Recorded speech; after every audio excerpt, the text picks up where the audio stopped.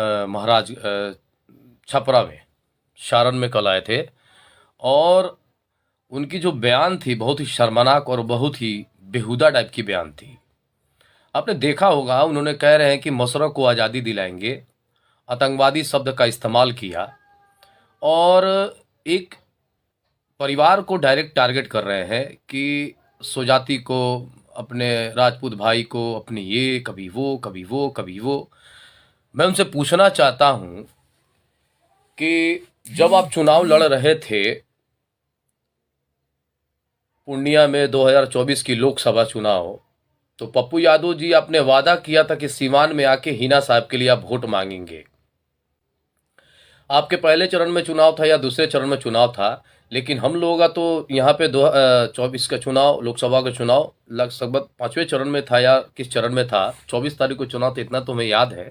लेकिन मैं एक बात जानना चाहता हूँ कि आपने तो मुसलमानों को साफ तौर पे टोपी पहना दिया, यहाँ पर हिना साहब की बात की और बोले कि मैं उनके लिए उनका वोट मांगूंगा कि आप सिवान क्यों नहीं आए। आप झूठे आदमी हैं और झूठ बोलते हैं, और मुसलमानों के वोट लेने के लिए ये सब आपने अपना नज़रिया लोगों को दिखाया कि मैं मुसलमानों से मोहब्बत करता हूं। तो मैं पूछना चाहता हूं उनसे कि संभल की घटनाओं में आप क्यों नहीं जाते हैं? जो हमारी कुशीनगर में मस्जिद शहादत हुई है वहां पर आप क्यों नहीं जाते हैं?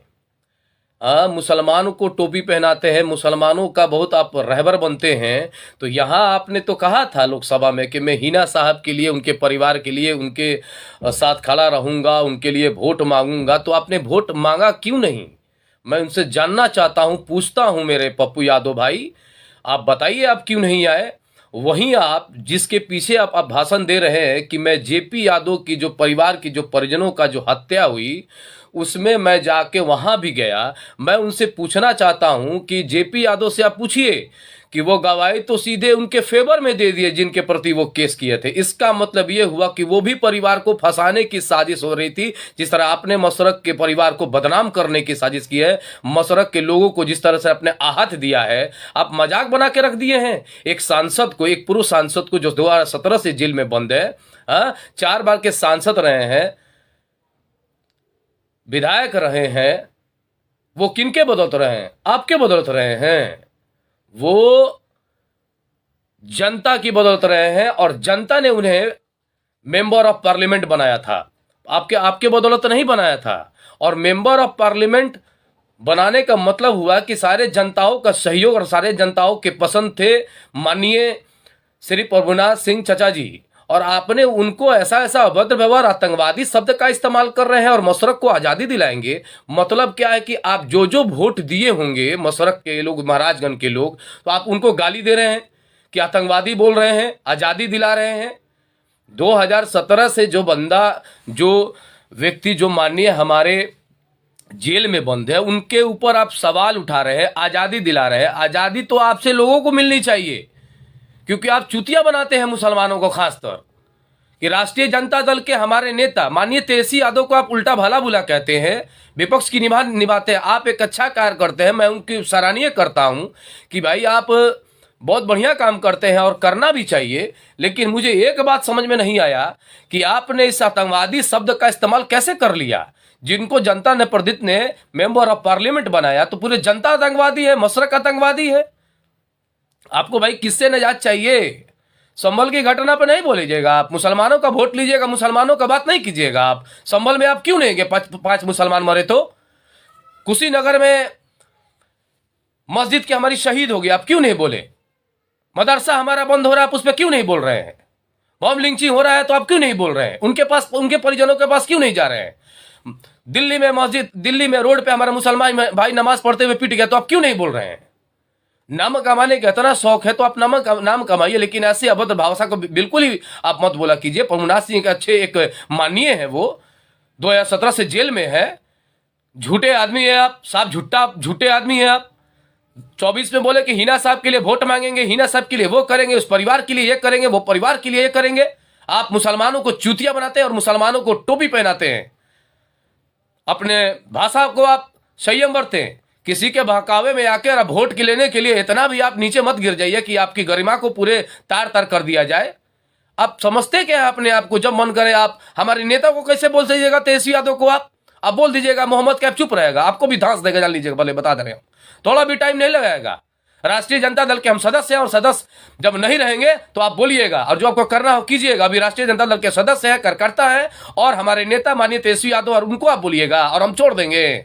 बहुत बढ़ के आप माने ये बहुत बड़ा जानकार हो गए। क्या आप जानकार हो गए? आपको नहीं मालूम? एक नंबर के तो आप रोनी आदमी है, बहुत बड़ा रोनी आदमी है।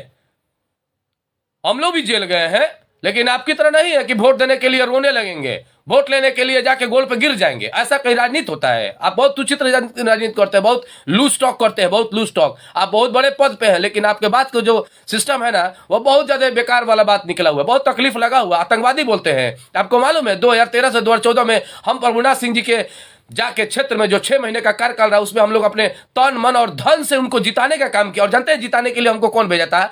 हमारे पूर्व मरहूम डॉक्टर मोहम्मद शाहबुद्दीन साहब भेजे थे। तो मतलब क्या है कि जो उनको भेजा था, जो उनके साथ उनके लिए वोट मांगने गया था, वो सब आतंकवादी हैं।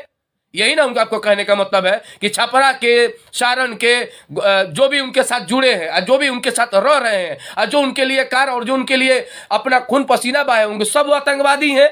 क्या मतलब है ये बात बोलने का? आपका क्या मतलब है भाई? आप तो झूठे और फ्रॉड आदमी है। हमारे हिना साहब को चूतिया बना दिए साफ तौर पे आप आके, और मुसलमानों को वोट के लेने के लिए सब ड्रामा किए। आप सिवान क्यों नहीं आए?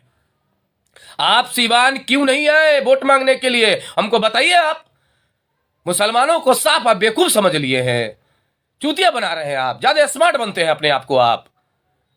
आपको जान नहीं रहे हैं आप क्या हैं। और सुनिए, आपके हम बता दे रहे हैं, आप ही के मैं बातों को मैं दोहरा रहा हूं। आपने कहा था कि मीसा भारती दीदी जो है वो बोली कि आप मधेपुरा से लड़ जाइए, कहां से लड़ जाइए, तो किसके लिए लड़ जाइए? आप और आपके बेटा और आपकी बीवी, यही परिवार है। परिवारवाद के चक्कर में लोगों को बड़ा बुला कहिएगा। आप कौन सा किस महापुरुष को बढ़ाए हैं?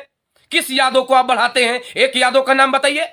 लालू यादव का परिवार तो हजारों यादव को बढ़ा दिया, हजारों यादव को विधायक बना दिया। आप किसके? आप 5 बार विधायक बोलते हैं ना अपने आप को। मैं किसी कर्मों पर, रहमो करम पे नहीं रहता हूं, तो ये नहीं रहता हूं, वो नहीं रहता हूं। क्या मजाक है? आप क्या बना के रखे हुए हैं? आके आप पूर्णिया में आके और यहाँ बोल के जाइएगा। बिल्कुल सहा नहीं जाएगा, बता दे रहे पहले इस बातों को, और अपनी बातों को वापस लीजिए। ये आतंकवादी सब कैसे बोल सकते हैं किसी को? आप कैसे बोल सकते हैं? और आजादी लेने वाले हैं आप आजादी दिलवाइएगा मशरक से लोगों को।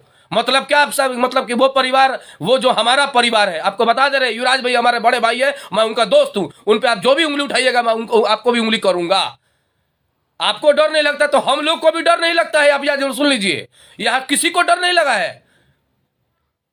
आप बिहार में जो कूदफान कर लीजिएगा, जाइए ना यूपी में, तो उत्तर प्रदेश में, 2 मिनट में आपको था लग जाएगा।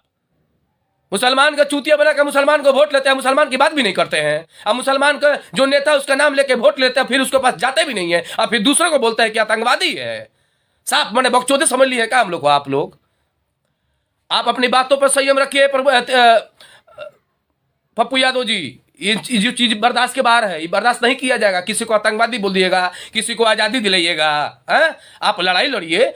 व्यक्ति विशेष कैसे लड़ाई लड़ सकते हैं? जो आदमी 2017 से 7 साल से 8 साल से जेल में है, तो उसके बारे में आप कैसे आरोप कीजिएगा? आप अवैध अगर व्यवहार कीजिएगा और उल्टा सीधा बोलिएगा, तो हम निश्चित तौर पर बता दे रहे हैं, हम लोग भी आपको उल्टा सीधा बोलेंगे।